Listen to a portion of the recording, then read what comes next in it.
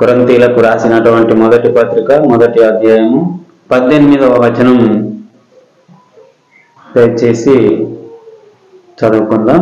సిలువను గూర్చిన వార్త నశించుచున్న వారికి వెర్రితనము గాని, రక్షింపబడుచున్న మనకు దేవుని శక్తి.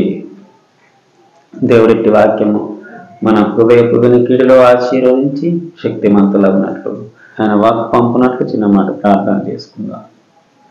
సర్వకృపానిధి సర్వశక్తిమంతుడా, ఎదిగో మా స్వామి, మిమ్మల్ని ఈ పూట ఈ పునరుద్ధాన దినమని మిమ్మల్ని పూజించి మీ అందుటకు ప్రభువా, మీ అందుండి మీరిచ్చే బలము చేత శక్తి చేత ప్రభువా సర్వాంగ కవచమును ధరించుకొని ప్రభువా తండ్రి మీలో కట్టబడినట్లు ప్రభువా కార్యకారివై నీవే మమ్మల్ని ఈ శుభములోనికి నడిపించి ఉన్నావు. కూడి వచ్చిన మా అందరితో మాట్లాడి నీ సహాయం మాకు అందించి ఆత్మదేవుడవై మా ఆత్మలో వెలుగు కలిగింపజేయమని మహిమ నీకే చెల్లిస్తూ యేసుక్రీస్తు నామములో అడుగుతున్నాము తండ్రి. దేవునికి మహిమ కలుగును గాక. హల్లెలూయా. చదవబడినటువంటి వచనం వైపు మన దృష్టి సారిద్దాం. దానిలో ఒక నిగూఢమైనటువంటి విషయం ఉన్నది. నిర్లక్ష్యము చేస్తే మన జీవితాలు ఏమైపోతాయో అన్నటువంటి విశేషమైనటువంటి విషయం ఒకటి ఉంది. అందులో ఒక్కసారి దయచేసి ఎవరైనా చదవండి. సిలువను గూర్చిన వార్త నశించుచున్న వారికి వెర్రితనము గాని, హల్లెలూయా. ఒక్కసారి నేను చెప్పే మాట వైపు మీ దృష్టి సారించండి. మనం అందరం బాప్తిస్మం తీసుకున్నామా లేదా? బాప్తిస్మం తీసుకుంటే అర్థం ఏంటిదన్నట్టు? రక్షణ మనకు వచ్చింది అన్నట్లే కదా. ఎంతమంది నమ్ముతున్నారు? నమ్మిన వాళ్ళు. నమ్మని వాళ్ళు చేయొద్దు, నమ్మిన వాళ్ళు మాత్రం చేయొద్దు. ఇట్లా పెట్టుకుంటే అంటే ఎత్తిన అంటే హల్లెలూయా. నమ్మిళ్ళు అన్నారు రక్షణ. ఈ కొరింథీయులు అంటే ఎవరు?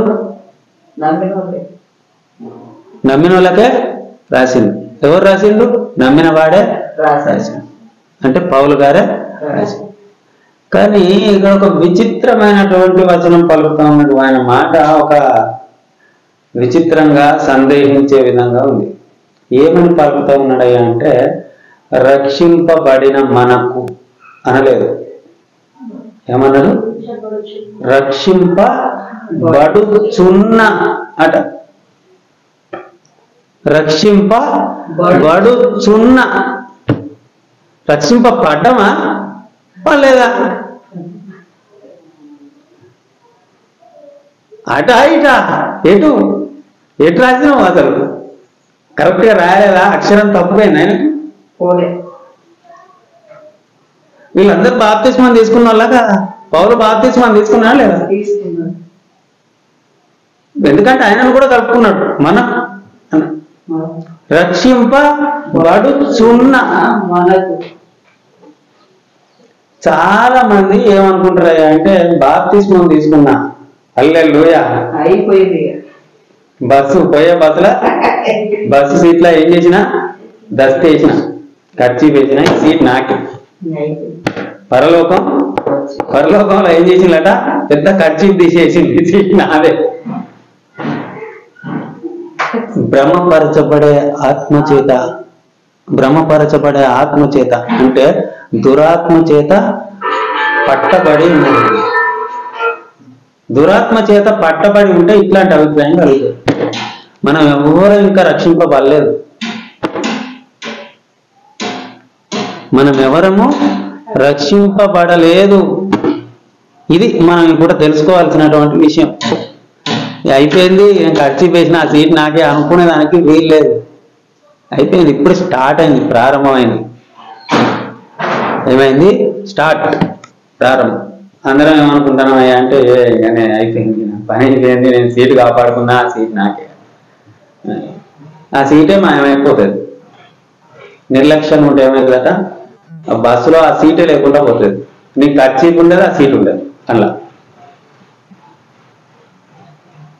అందుకే అంత ఖచ్చితంగా క్యాల్కులేట్ విధంగా అంటే దేవుడు అంత లెక్కేసి కరెక్ట్ గా రాసిండు, అక్షరం కూడా పొల్లుకోకుండా. ధర్మశాస్త్రంలో ఒక పొల్లైనను, అక్షరం కాదు, ఒక పొల్లైనను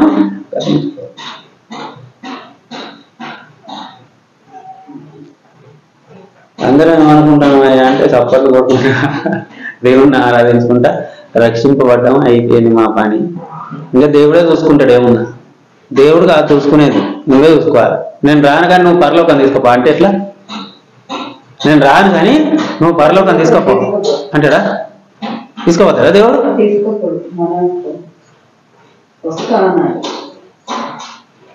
అరే ఎప్పుడు వస్తారా అని ఎదురు చూసుకుంటా కూర్చోమన్నాడు ఆయన.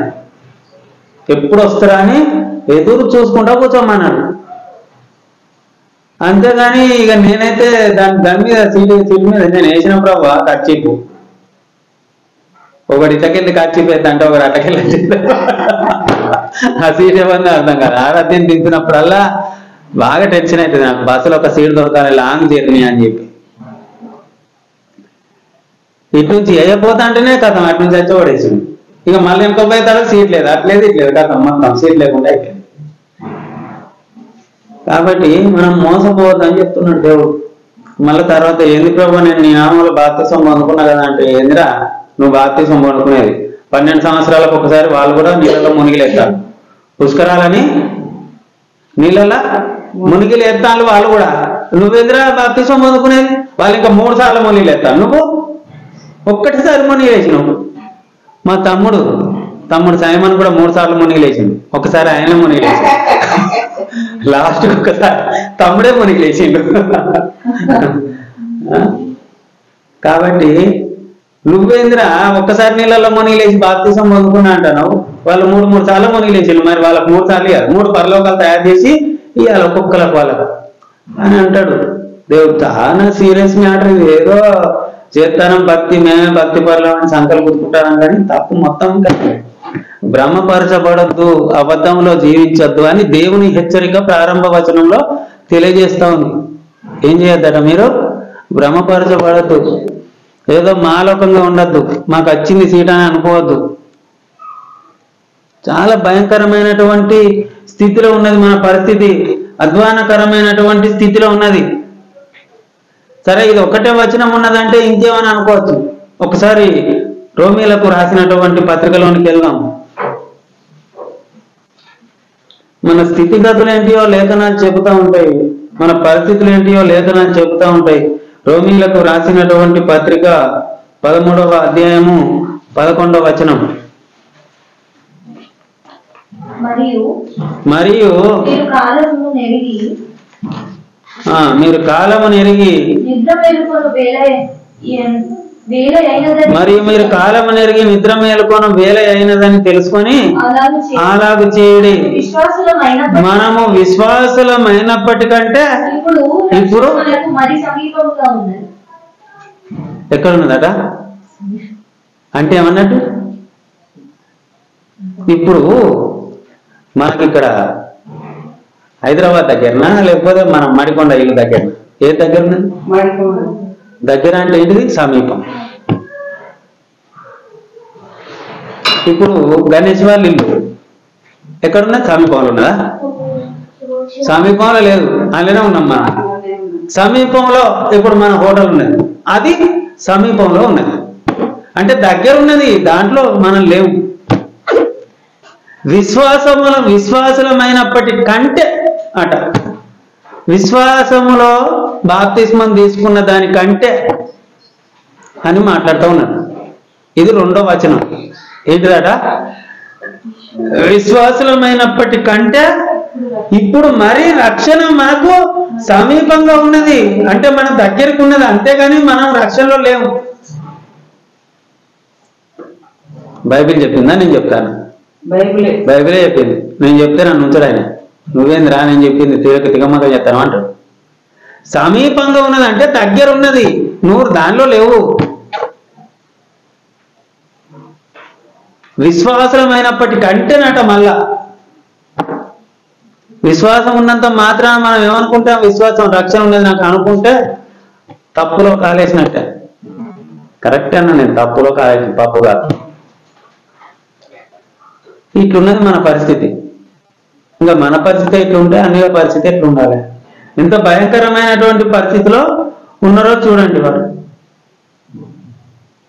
ఒకసారి కొరింథీయులకు రాసినటువంటి మొదటి పత్రికలోని 10వ అధ్యాయంలోనికి వెళ్దాం.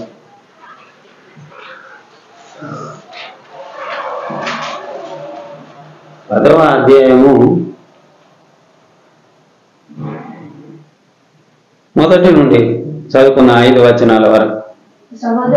సహోదరులారా, సంగతి మీకు తెలియకుండా, ఏ సంగతి మీకు ఈ విషయం తెలవాలి తప్పకుండా, మీకు తెలియకుండా ఉండడానికి నేను ఒప్పుకుంటలేను, నాకు ఇష్టం లేదు, దేవునికి కూడా ఇష్టం లేదని. దేవునికి కూడా ఇష్టం లేదని ఇక్కడ రాయబడలే, కానీ దేవునికి ఇష్టం లేదు కనుకనే ఇక్కడ రాయబడ్డది.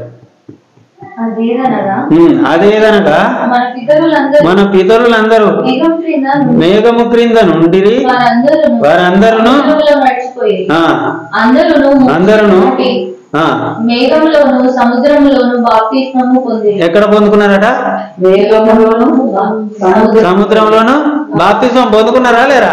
పొందుకున్నారు. బాప్తిస్మం పొందుకున్నారు. చదువునండి. ఆత్మ సంబంధమైన ఒకే ఆహారమును భుజించి. ఇంతకు ముందు మనం ఏం తిన్నాం? ఆత్మ సంబంధమైనటువంటి ఒకే శరీరమును పూజించినాం. అందరూ ఆత్మ సంబంధమైన ఒకే పానీయమును పానం చేసి. ఇప్పుడు మనం అందరం ఒకే పానీయాన్ని రెండు భాగాలు చేసేసాం కదా. ఒకే పానీయం ఒకటే. చదువునండి. ఏలయనగా వెంబడించిన ఆత్మ సంబంధమైన బండలోనిది త్రాగిరి. ఆ బండ క్రీస్తే. ఇక్కడ స్టార్ట్ అయింది ఇక ఇక్కడ నుంచి. అయితే వారిలో ఎక్కువ మంది దేవునికి ఇష్టలుగా ఉండకపోయి కనుక అరణ్యంలో సంహరింపబడి. ఏం చేయబడ్డారట? బాప్తిస్మం పొందుకున్నారా లేదా? ఆత్మ సంబంధమైన ఆహారం తిన్నారా లేదా? ఆత్మ సంబంధమైన పానీయం చేసిలా లేదా? కానీ వీళ్ళు ఏం చేసిల్లట? దేవునికి ఇష్టలుగా లేరట. ఎంత భయంకరమైనటువంటి పరిస్థితి చూడండి. ఆత్మ సంబంధమైన ఆహారం తీసుకున్నాం, పానీయం చేసినాం అని అనుకుంటా ఉన్నాం, బాప్తిస్మం తీసుకున్నాం అని అనుకుంటా ఉన్నాం, కానీ వీరందరూ కూడా దేవునికి ఇష్టలు కాలేదట.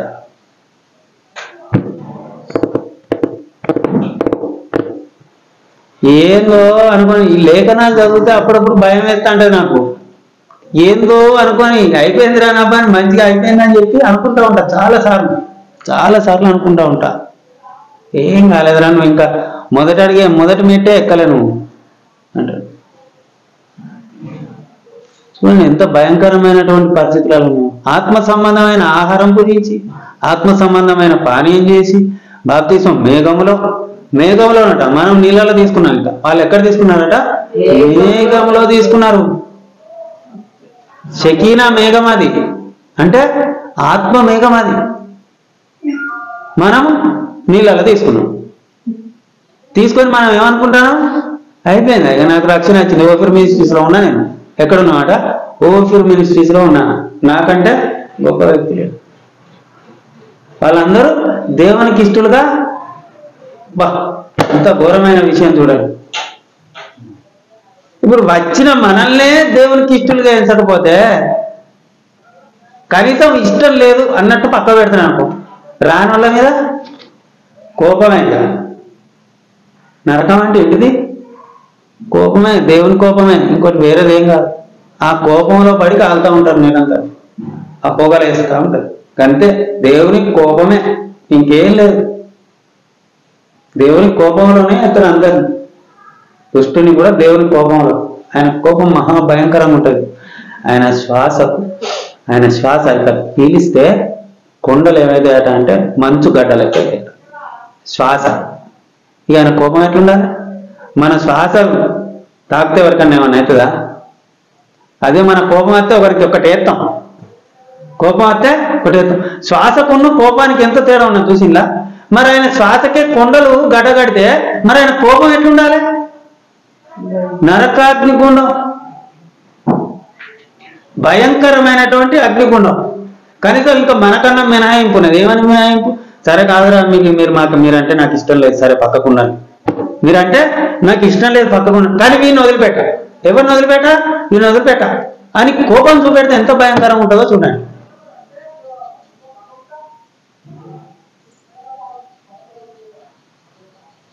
ఏ స్థితిలో ఉండి ఏ స్థితిలో మనం భక్తి చేస్తున్నామో దేవుడు కూడా మనతో మాట్లాడుతూ ఉన్నాడు. అన్నీ చేస్తాను మేము అంత బరాబర్ సండే వచ్చిందంటే మేము చేర్చి అనుకుంటాం. భ్రమలో ఉండకండి. వీటన్నిటికంటే శ్రేష్టమైనది ఒకటి ఉన్నది. ఇంకో వచనం కూడా చదువుకుందాం ఒకసారి. యూదా వ్రాసినటువంటి పత్రికలోనికి వెళ్దాం.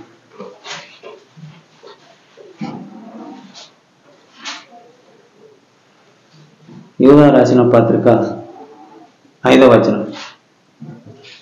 ఈ సంగతులన్నీ మీరు ముందటనే ఎరిగి ఉన్నాను, నేను మీకు మళ్ళా గుర్తు చేస్తాను. ఇంతకు ముందు ఆ భక్తుడు ఏమన్నాడు? ఈ సంగతులన్నీ మీకు తెలియకుండా నాకు ఇష్టం లేదు, కానీ ఈయన చేస్తాను మీకు తెలుసు, కానీ మళ్ళీ ఒకసారి గుర్తు చేస్తాను. మళ్ళా ప్రభువు ఐగుప్తులో నుండి ప్రజలను రక్షించినను వారిలో నమ్మకమైన వారిని నాశనం చేశాను. చూడండి ఏం చేసిండట. అసలు ప్రభు ఎవరు? దేవుడు ఎవరు? సృష్టికర్త. సృష్టించి అందరినీ రక్షిస్తారు. ఆయన ఉల్టా పని చేస్తానట. ఒకసారి సామెతల గ్రంథంలోకి వెళ్దాం. సామెతల గ్రంథం 24వ అధ్యాయం 11వ వచనం.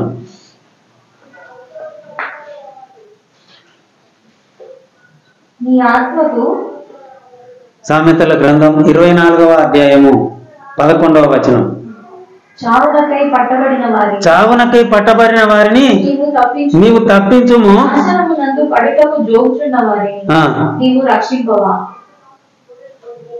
ఇదేమో మనకు రాసి పెట్టిండు ఆయన. మరి నువ్వేం చేస్తున్నావా? అందరినీ నాశనం చేసుకుంటావా? దేవుణ్ణి ఇది మన కొరకు రాసి పెట్టిండు దేవుడు. మరి ఇప్పుడు దేవుణ్ణి మనం అడుగుదాం, వాళ్ళందరినీ నాశనం చేసినావా లేదా? ఎవరిని? ఐగుప్తులో నుండి అనేకులను తీసుకొని వచ్చి మాకు నాశనం మందు ఉన్న వారిని నువ్వు రక్షింపవా అని చెప్తాను. అసలు నీ పని ఏంటిది? నువ్వు రక్షించాలి. రక్షించుటకు దిగి వచ్చేది. నువ్వు నాశనం చేస్తావు. ఏం చేస్తాడట? ఐగుప్తు నుంచి తీసుకొచ్చి నాశనం చేస్తాడు. మనం నాశనం చేసిన వాళ్ళను రక్షించాలి. రక్షకుల మనం ఆయన. ఎందుకు మరి ఉల్టా తిరిగింది వాక్యం? ఉల్టా తిరిగింది ఎందుకు? అర్థమవుతుందా మీకు? హల్లెలూయా. ఎందుకు ఉల్టా తిరిగింది? రక్షకుల మనమా? ఆయన కదా. అంటే రక్షకుణ్ణి కూడా మన ప్రవర్తన ద్వారా ఏం చేస్తానమాట? నాశనం చేసేటువంటి వానిగా చేస్తానమాట.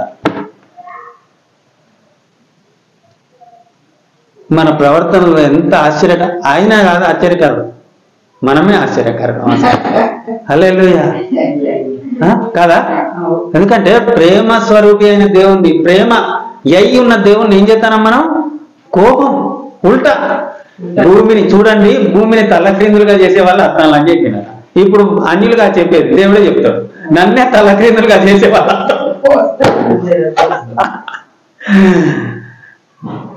ఇటువంటి వచనాలు చదివినప్పుడు చాలా సిగ్గు అనిపిస్తుంది. ఆయన ప్రేమ గల దేవుడు, ఆయనకు మనం కోపం తెప్పిస్తాం. ఇది ఓర్వదగినటువంటి విషయం కాదు. ఇది చాలా భయంకరమైనటువంటి విషయం. దేవుణ్ణే ఉల్టా చేస్తాను మనం. మన ప్రవర్తనలో ఎంత చీకటి సంబంధమైనటువంటి ప్రవర్తనతో ఇంకా నిండుకొని ఉన్నాం మనం. ఇంకా భయంకరమైనటువంటి ప్రవర్తనతో నిండుకొని ఉన్నాం. ఇంకా మనం ఏం చేస్తామన్నమాట? దేవునిలోనికి దూరాలి, ఆయనలోనికి వెళ్ళాలని చూస్తానమాట. ఇది మనకు ప్రభు శరీరం తీసుకునేది. ఎందుకంటే మనం ఆయన యందు ఉండదు. మనలో చీకటి అట్లే ఉంచుకొని ఆయన యందు వెలుగులోనికి ప్రవేశిద్దామని చూస్తాం. చూడండి మనది ఎట్లుంది.